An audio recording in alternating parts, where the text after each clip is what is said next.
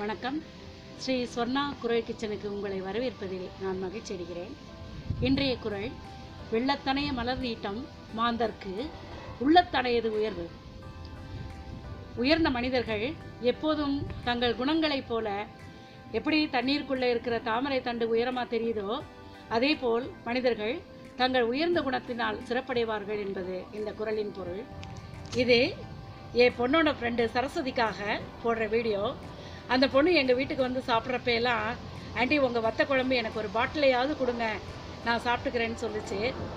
அடுத்த தடவை லண்டன் வரும்போது கண்டிப்பாக இதே மாதிரி விருந்து சரஸ்வதிக்கு கொடுக்க போகிறேன். இருந்தாலும் வத்த குழம்பு எப்படி வைக்கணும்னு இந்த வத்த குழம்பு வீடியோ போடுறேன். வாங்க கிச்சனுக்கு போகலாம்.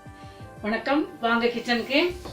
குழம்பு செய்வதற்கு தேவையான பொருட்கள்: ஒரு 100 கிராம் மொச்சக்கொட்டையை மஞ்சத்தூள் போட்டு அவிச்சு வச்சுருக்கேன். இந்த கிண்ணத்தில் 1 ஸ்பூன் தனியாத்தூள், 1 ஸ்பூன் மிளகுத்தூள், வீட்டில் அரைக்கிற குழம்பு மசாலா தூள் 2 ஸ்பூன் எடுத்திருக்கேன். வெங்காயம் வச்சுருக்கேன், பூண்டு தட்டி வச்சுருக்கேன், ஒரே ஒரு தக்காளி வச்சுருக்கேன், நறுக்கி வச்சுருக்கேன், கொஞ்சம் கருவேப்பிலை, மணத்தக்காளி வத்தல், கத்தரிக்காய், புளி கரைச்சி வச்சுருக்கேன், ஒரு எலுமிச்சங்காய் அளவு புளி கரைச்சி வச்சுருக்கேன்.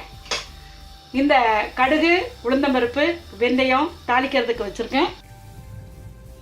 வெல்லம் ஒரு சின்ன துண்டு வச்சுருக்கேன். இப்போது 1 ஸ்பூன் எண்ணெய் அதில் ஊற்றிருக்கேன்.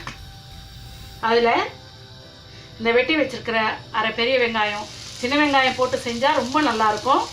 இருந்தாலும் சின்ன வெங்காயம் எனக்கு கிடைக்கலைங்கிறதுனால நான் பெரிய வெங்காயம் போட்டிருக்கேன். இந்த தக்காளி ரெண்டையும் வதக்கணும்.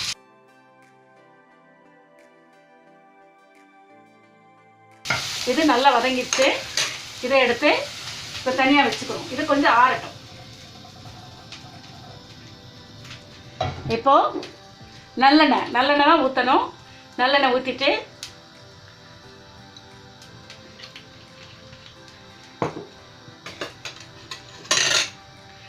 இந்த கடுகு, உளுந்தம்பருப்பு, வெந்தயம் இதை அதில் போடுறோம்.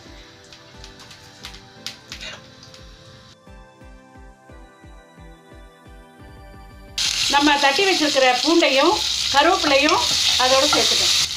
இந்த பூண்டு கொஞ்சம் வாசனை வரும்படி வறுத்துட்டு இந்த மணத்தக்காளி வத்தலை அதில் போடுறேன்.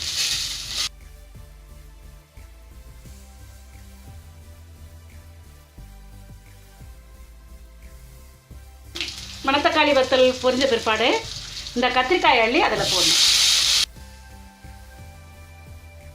கொஞ்சம் சிம்மில் வச்சுட்டு இந்த கத்திரிக்காய் நல்லா வதங்கட்டும், எண்ணெயில் வேகட்டும். நாம் இந்த அரைச்சி வச்சுருக்கிறத மிக்சியில் போட்டுக்கலாம். இப்போ கத்திரிக்காய் எண்ணெயில் நல்லா வதங்கிடுச்சு. இப்போது இந்த வேக வச்சுருக்கிற மொச்சக்கொட்டையை அதோட சேர்க்குறோம். புளியை அதோட ஊற்றிடலாம்.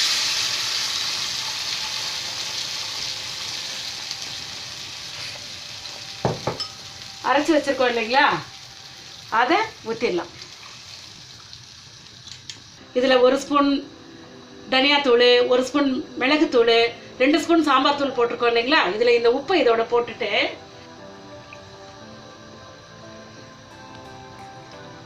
இந்த மசாலாவை நல்லா கையால் கரைச்சி ஊற்றணும்.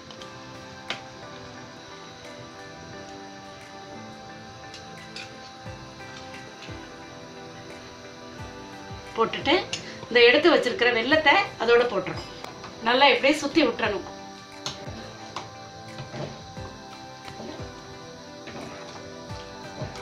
இப்போ குழம்பு நல்லா கொதிக்கட்டும். வத்த குழம்பு நல்லா சுண்டி வந்துருச்சு. வத்துறதுனால தான் அதுக்கு பேர் வத்த குழம்பு.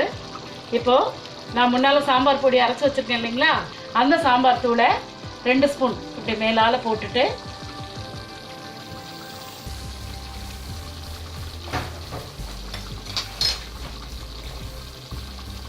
மல்லித்தலையை தூவி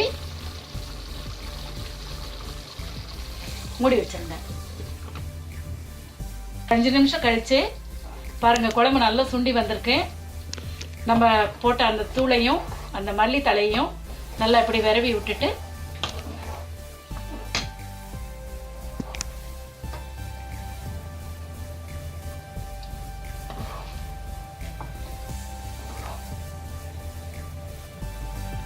இப்போ குழம்பு நல்லா ஆறி எடுத்து வச்சாச்சு.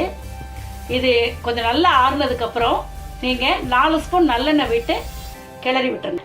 இந்த வீடியோ உங்களுக்கு பிடிச்சிருந்தா லைக் பண்ணுங்கள், ஷேர் பண்ணுங்கள், சப்ஸ்கிரைப் பண்ணுங்கள். மீண்டும் ஒரு புதிய வீடியோவோடு சந்திக்கிறேன். நன்றி.